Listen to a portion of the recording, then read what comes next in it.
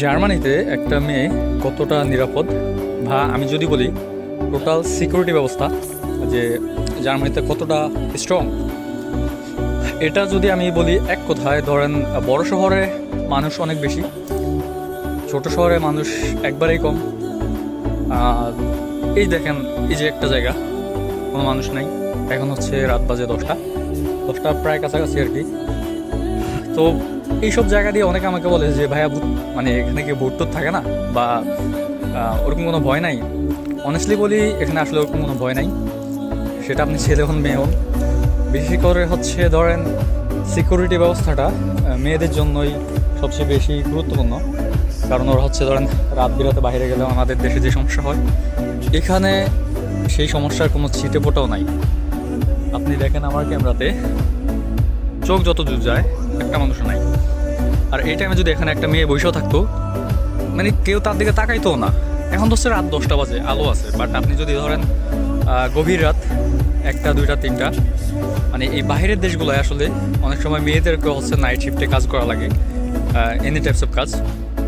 তো ধরেন আপনি রাত 12টা 1টা 2টা 3টায় বাসা থেকে বের হওয়া লাগলো, কিংবা আসা লাগলো, কিংবা হচ্ছে ধরেন আপনার ইচ্ছা হলো একটু বাইরে যাবেন, একটু ঘুরবেন, মানে মন খারাপ আছে না বাংলা, মানে আমাদের অনেক মেয়েদেরই একটা স্বপ্ন থাকে যে একাকী রাতের বেলা মানে একটু বাইরে হাঁটবে, যেটা হচ্ছে যদি আমি বলি আমাদের দেশে অসম্ভব, বাট এটা এখানে সম্ভব। আপনার থেকে কেউ তাকাবে না, কেউ আপনাকে কিছু জিজ্ঞাসা করবে না যে কোথায় থেকে আসছো, কোথায় যাচ্ছ, মানে ওটার পার্সেন্টেজ হচ্ছে ধরেন 0%, ঠিক আছে।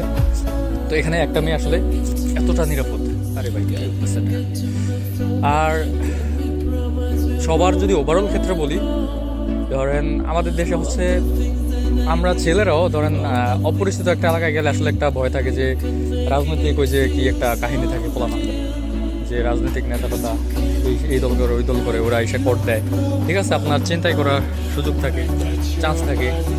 এখানে কি এটা আছে? না, এটা এখানে নাই। আপনি ধরেন পরিচিত হোক, এখানে তো সবাই অপরিচিত, তাই না?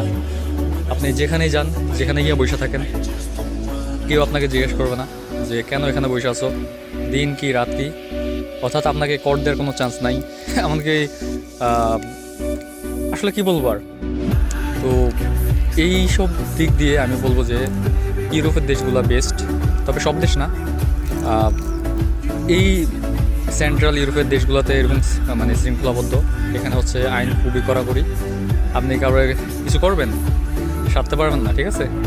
আর এখানকার মানুষের মাথায় এটা নাই যে আমি একজনকে টিজ করব, কাউকে ইনফ্লুয়েন্স করব, ঠিক আছে। সো ইয়া, আমি বলবো যে আপনি এই দেশে আসলে সিকিউরিটির ব্যবস্থার দিক দিয়ে 100% নিরাপদ। আর যদি কোনো প্রবলেম ফেস করেনও, জাস্ট পুলিশের নাম্বার আছে, পুলিশের নাম্বারটা কথা আমার মনে নাই, নাম্বারটা 112 সম্ভবত হচ্ছে হেলথ সেক্টরের, বাট পুলিশেরটা মনে নাই। তো ওই নাম্বারে কল দিলে আপনি যেখানে আছেন ইনস্ট্যান্ট অ্যাকশন হবে, মানে আমাদের দেশের মতো এত কাহিনী করবে না এখানে, ঠিক আছে। সো এই হচ্ছে ইউরোপের দেশ, যে আসলে একটা মানুষ কতটা নিরাপদ, সেটা হোক আপনি এই দেশি হন, ওই দেশে হন, স্টুডেন্ট হন, ওয়ার্কার হন, যে কিছুই হন, ছেলে হন মেয়ে হন, এনি টাইম আপনি এখানে নিরাপদ আছেন। এই ছিল আজকের জন্য, আল্লাহ হাফেজ।